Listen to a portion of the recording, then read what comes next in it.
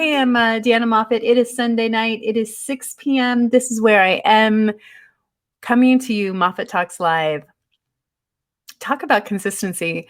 I have to laugh at myself doing this because, I'll do this and it's beautiful night out here in LA. If you're watching Facebook, what are you doing? Get out and enjoy your life. But the act of consistently doing this with what I can see right now is with little payoff, right? So I don't have 100 people chiming in right away and wanting to join this. And there's a little sense of freedom in that. So there's that. But it's actually the act of consistency that I'm practicing to do this every week, no matter who shows up. And saying in this idea of practicing even when there are no signs of that there's a payoff, right? And that's a really hard thing to do because most of us want to see a payoff for our efforts. And how do we keep going when the scale doesn't budge, when you don't see any clients coming in, when you don't have what you think you should be having in a short time frame? So today I wanted to talk about two different areas of motivation, and that is the massive action. And you'll hear a lot about that from personal development coaches, people, the idea of taking massive action. In fact, one of my favorite books by Hal Elrod talks about that, to have a vision of something and taking a massive action about it, or versus doing small daily things on the regular. And here's what I think really has to happen for you if you really want to create something great in your life. You need both. And I've done a really good job of taking the massive action steps, but the much harder thing for me and why I wanted to do the consistency workshop on Wednesday is I have to practice better consistency. I so easily tap myself out if I'm not getting the results I want, or it feels like it's hard, or I don't seem to get the motivation. So let's talk about the massive action. Here's how I think it works for me. And you can map it on your world and see if it works for you. This idea of you get an inspiration and you got two ways to go. You can either push it away and say, I can't do that. That's ridiculous. Who am I to do this? Or you can just take massive action and do it. And so looking back at my life, some massive actions that I've taken is quitting the corporate world, moving to Chicago to do improv at the tender age of 36, saying yes to so many opportunities. Hi, Tom. Good to see you too, my friend. And leaving Chicago, coming to LA and, creating a whole different career, a whole different way to do life, hosting story television shows, starting a new one here in LA. I've gotten really good at getting inspiration and not thinking about it too much and just going into creation mode. That's how this whole started. I was like, I want to get better at doing Facebook Live, so I'm just going to do them. Don't exactly always know. They don't always have to be perfect, like this one. And they don't always, they don't have to be always life-changing. They just have to be done. The same thing started when I started the Antidote Storytelling Show last year. I literally was invited to someone else's show. I saw it and I was like, oh, I realized I could do this in a different way, not that it necessarily needs to be better, but I was like, I got so inspired that I immediately set a date and I started it. And so often we can talk ourselves out of things. That's also how the Moffitt Talks Live workshop started. I really thought, what do I love doing? I love teaching. I love gathering community. I love having people. And so that started. I'm on my third month doing that this month. But also the rejection rehab experimentation lab that's on a 14-day experiment. Literally had not even thought about it. The words came out of my mouth saying, I wonder if we should have an experimentation lab during the workshop that I was teaching. And someone said, yeah, we should. And I was like, oh, okay, let's go do it. So the act of creating without thinking how it is going to, look necessarily, just go into creation mode. And if you're a coach listening to this right now, know that more than anything, what you can be doing and what the fun part of your future careers or whatever you're doing is creating new packages, creating new offerings, creating workshops, creating whatever it is to serve your clients in a better way, meet them with what they need. But here's the thing, massive action is great, but massive action, it is really hard to do long-term. It is hard to constantly go into massive action mode because once your motivation, and it's usually an emotional motivation, disappears, well, then you're just going to quit it. You're not going to continue doing it. So what you need to practice then behind it is the consistency, the small daily steps of getting there. And this is where I'm much weaker and why I've been focusing on this all of last year, making it my word, and really probably only focusing on it directly in a couple of areas, but realizing what if I just got super consistent working out? So I did yoga challenges. So that's where I started. I did multiple, I think I did 5 or 6 or 7 30-day yoga challenges right in a row. And then I was like, well, what if I also branched out in doing workout? And the thing for me in the past, what has always happened for me, and maybe this resonates with you, is I would start gung-ho, like I'd really get in there. I'd think I'm going to lose 10 pounds in 10 days kind of stuff. Oh boy. And then it wouldn't happen. And then I'd get so discouraged that I would quit. So really just recently, I've let go of all that just to see what will happen if I just keep going. And that has been such a great shift for me in the idea of what happens if we just keep going without any tie to the result. And certainly results will come. And you may decide at some point or another that they're the results you want or the results you don't want, but just to keep going to see what happens.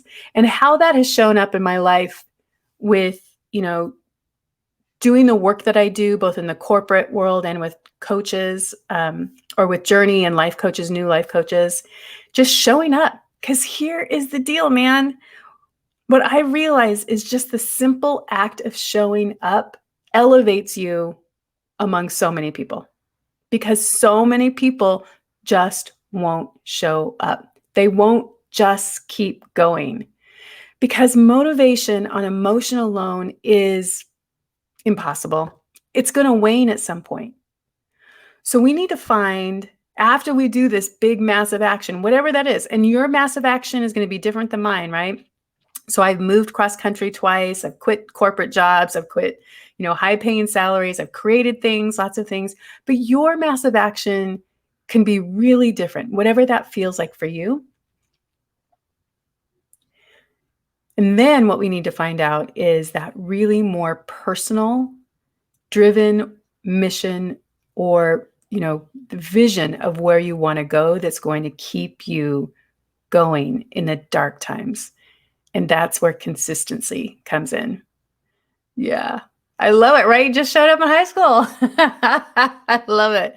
Well, that's the truth, my friend. That's often why, people get elevated, get accolades for simply just showing up. Tom just shared that he showed up in high school and made the B honor roll just simply by showing up. Yeah.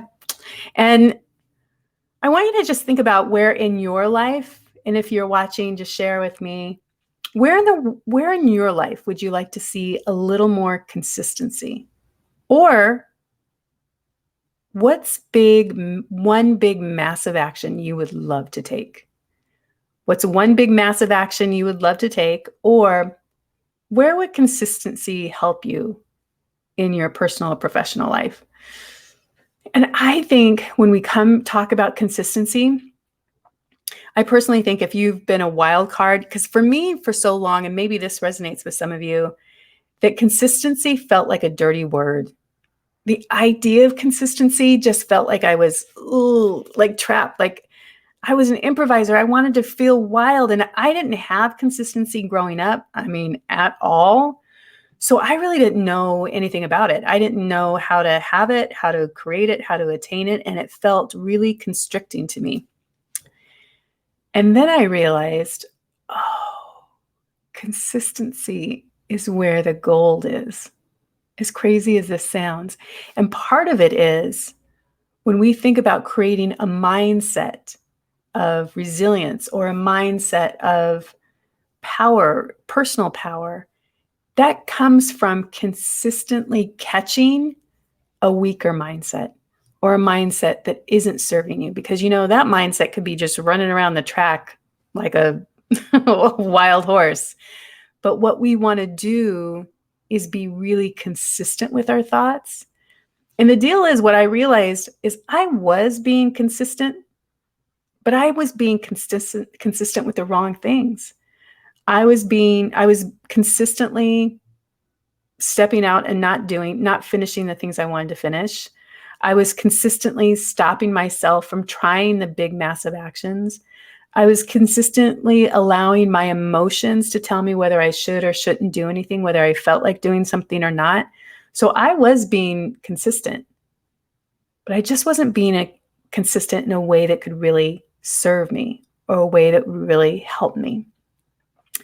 And truly, I wish I could say I've been practicing consistency my whole life, but that isn't. It's really only been in the last couple of years that I've really recognized this power and harnessing it. And I feel like I'm kind of a toddler with it, which is why I want to continue focusing on it and why I want to continue talking about it and bring other people into the conversation who also might be struggling with it, to have conversations with it and how we can just get better. Because I really do think that we as humans get better, our relationships get better, and our careers get better when we start practicing consistency and showing up who we are. Hold on. Tori, every time, Tori. I think she always wants to do a Moffitt Talk live too. Hold on. Tori! That's how I have to get her. Anyway. Yeah, there's Cujo. There she goes. Yeah. Tom, I think that's so true. You said it's also not competing with yourself. Sometimes it's just showing up and being, right? How can we consistently, I just got relaxed. My back relaxed when I said that. When I read what you read or wrote, that idea of how can we just consistently show up being, right? As opposed to doing all of those things. Yeah. Hi, Jen. How are you, my friend? We're talking consistency. Remember? Oh my gosh. And so, yeah, I'm still talking about it, Jen, because I think this is a really, really important area. And that's why we're all here, right? To kind of evolve into the human that we want to be. I feel like that is our biggest purpose in life, is to continue this evolution and coming there. Yeah. Yes, you got it, Jen. Consistency is freedom. Hi, Graciela. How are you? Yeah. Yeah. So that idea, what I was speaking to, that the consistency and freedom, it's a hard one. I resisted that too for a long time. And it's a hard one to wrap your head around if you haven't had a lot of consistency in your life. I was sharing earlier that consistency felt constrictive to me. It felt like it was uncreative. It felt like I didn't want to do it. And that was because I didn't have consistency in my life and I didn't know how to do it. And it felt like it was going to be super hard for me to do it. But the interesting thing is, and you think about it, when you take consistency down to its smallest components, and you think about, if we were thinking about our health, I can eat an apple or I can eat a hamburger. Now, both of them is just picking up something and eating it. The difficult is not in the actual doing. The difficult is in our perceptions of what we think we have to do. And so how we perceive things, or how we perceive even being consistent, my resistance to it for so long stopped me from actually being able to practice it. And once I started really studying it and practicing it myself and seeing the benefits of practicing it in my life, is when I realized, there's so much freedom in this. There's so much freedom in this. all this to say, my friends, thank you forever who showed up, that the Moffitt Talks Live monthly workshop is this Wednesday. It's on consistently being consistent. And I'd love for you to join me in this conversation. Just let's have a longer conversation on what you might be struggling with, where you might want to go, what might happen if you were more consistent, and maybe where you would like to be more consistent in all of that. Yes, I love it. Jen, you say, I thought it was boring, but really it's self-love. Oh, Jen, let's have a conversation about that. You had no idea. None. I love that, Jen. My friends, I'm going to call it a night. Oh, I love your earrings. Oh, thanks. These are from Clay Me Down. You can go find her on Instagram. She's a great friend of mine. Yeah. I'm good until something gets in the way and interrupts. Yeah, Graciela, I think that that's true too. And that's where I'm wondering where we can allow ourselves to be consistent with the smallest of things. And even having micro habits where the idea of I'm just going to do one push-up a day. That's it. But I'm going to stay committed to myself because that is the self-honoring that I want to do. Or that is how I want to prove that I am loving myself by just staying committed. So not these big, huge habits that can get in the way for ourselves, but how can I stay consistent in the smallest of way? Because each one of those push-ups builds on itself until one day you've added 2, and then another 3, and then 4, until you don't want to break the chain. Yeah. And how do we self-honor ourselves, even when the world wants to come in and disrupt us? How do we just continue to say yes to ourselves? All right, that's it. Graciela, I'm happy to see you there on Wednesday. I love it. I have done very little marketing on this, so maybe we'll have a private little conversation, Graciela. I need to get it posted. But everyone else who's here, thank you so much for showing up. I love seeing the chats. I love your input. Thanks for showing up, and I'll see you next Sunday, 6 o'clock here. Bye, everybody.